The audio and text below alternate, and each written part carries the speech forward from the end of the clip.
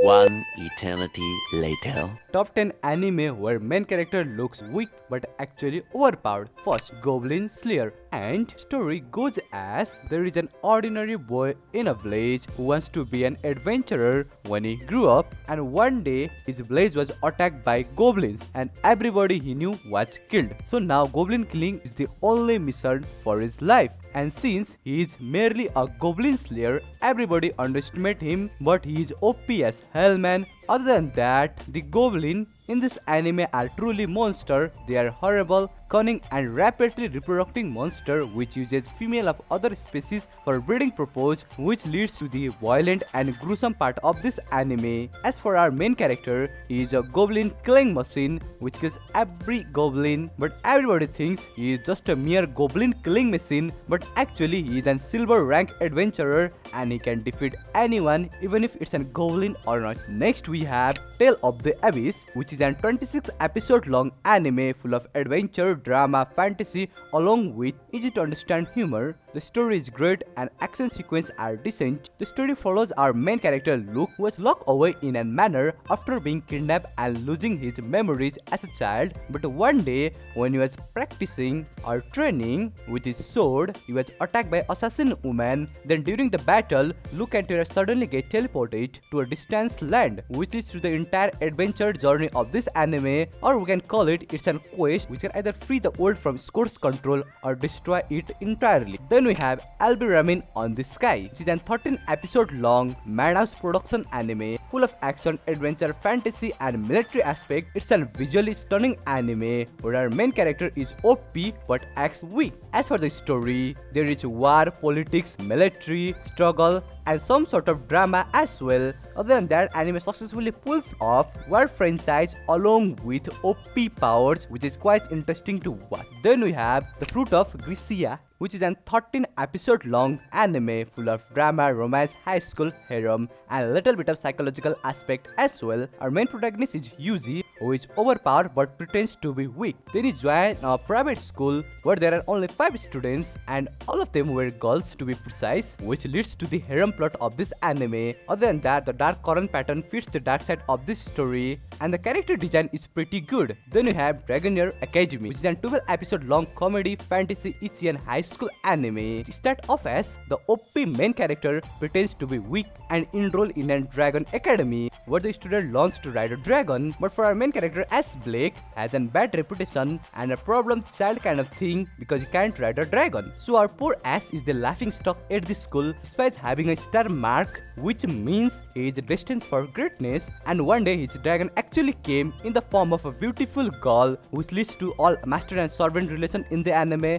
Other than that, Ash became OP as hell and get a girl dragon, which is more or less dragon and a girlfriend kind of thing. It's quite interesting to watch. Then we have Death March to the Parallel World Rhapsody, which is an isekai anime full of adventure, fantasy, harem, and the good thing is it's only 12 episodes long, so you can easily enjoy it. As for a story, our main character is OP as hell but acts weak and help people. The story goes as our main character Satu was a computer programmer, and when he was supposed to be taking a nap, he fortunately or unfortunately get isekai'd into his own game where he was granted incredible power, and now as a high-level adventurer armed with unlimited skills and power, he has become the OP adventurer there, but he has no way to return to the real world. So our Satu sets out to explore this new world of adventurer full of girls and magic. Then we have Blood Blockade Battlefront, which is an anime full of comedy, drama, science fiction and supernatural aspect. It is based on alien, family, tragedy, secret agent, supernatural power and vampire. And surprised that our main character is OP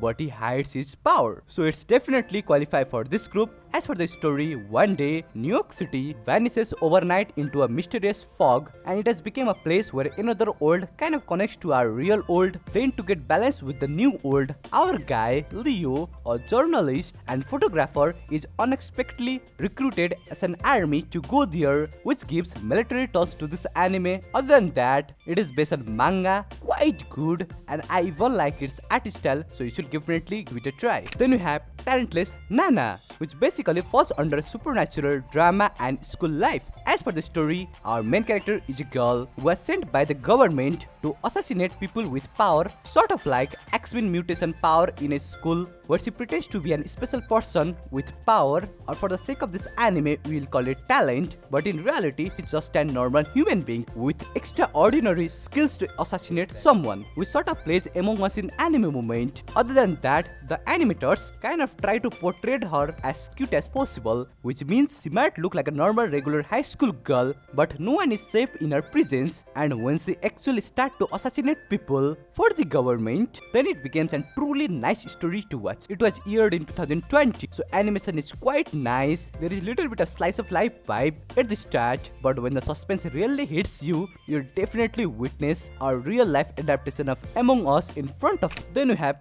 Kengen Asura, where you will see a main character OP as hell, but pretends to be weak and looks like a weakling. As for the anime, it's a pure masculine world full of muscles and muscles everywhere. We get introduced to our main character nicknamed Asura, who wants to fight and actually gets an opportunity to fight after getting hired by a company, which sort of falls into the Baki-like anime up to some extent, and surprisingly it follows our title as well. So I am putting this one here. As for the other things, it's an anime purely based on testosterone. You might hate it like, so just give its first episode a try, and if you like its animation, storyline and basic plot point, you will definitely gonna enjoy this one. If not, you can just drop it. Then we have the greatest demon lord is born as a typical nobody, which is the most generic story of a main character, more like a OP main character demon lord get reincarnated after a couple of years and pretends to be weak because he fears his disciple or friends who is still alive somehow will be mad for leaving his duty and getting reincarnated. As for the story, it is same as every other demon lord anime, like magic school check, OP main character check, Ichigo sidekicks check, who sort of fall in love with him and wants to do the deed, more like devil tangle with him. Other than that, some new villains are introduced here who doesn't stand a chance but still try to attack him. It's kind of similar as Misfit of a Demon Lord Academy, so yeah, it's basically the same, but still if you wanna try this new one which is still earring, you can give it a try. It's a nice one, more like a decent one, not so great, but for a Demon Lord you can give it a try. Okay then, that's it for this video guys. I hope you like it. It's a top 10 recommendation where our main character looks weak but actually overpowered, and if you want more recommendation in this genre, I have another video just like it flashing in your screen. Click it. Bye bye.